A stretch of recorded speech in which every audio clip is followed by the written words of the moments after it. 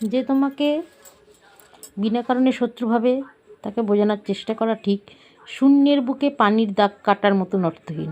জীবনে এমন কিছু মানুষ থাকেই যাদের জন্য আপনি নিজের অস্তিত্বকে কাগজের মতো ছিঁড়ে হাজারভাবে ভালো প্রমাণ করতে চাইবেন, তবুও তাদের মনোজগতে আপনার জন্য কোনো প্রশংসার জায়গা তৈরি হবে না। আপনার অগণিত উপকার, নীরব সহায়তা সবই তাদের চোখে তুচ্ছ হয়ে যায়, কারণ তারা কখনোই আপনাকে দেখার জন্য পরিষ্কার দৃষ্টি দিয়ে সামনে দাঁড়ায় না। কারণটা আপনি নন, কারণটা লুকিয়ে থাকে তাদেরই ভেতরের অস্থিরতায়, হিংসায়, স্বল্প মনের গ্লানিতে আর আত্মসম্মানের ঘাটতি থেকে জন্ম নেওয়া ভুল ধারণায়।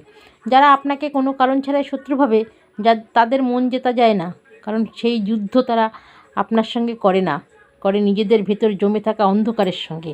তাই নিজেকে দোষ দেবেন না, আপনি খারাপ নন, আপনার চেষ্টাও ব্যর্থ নয়। ত্রুটি তাদের দৃষ্টিভঙ্গিতে, আপনার চরিত্রে নয়। মনে রাখবেন, সবাইকে খুশি করা যায় না, আর সবার স্বীকৃতি পাওয়াও মানুষের দায়িত্ব নয়। নিজের মানসিক শান্তি বাঁচিয়ে রাখুন, এটাই আপনার সবচেয়ে মূল্যবান সম্পদ।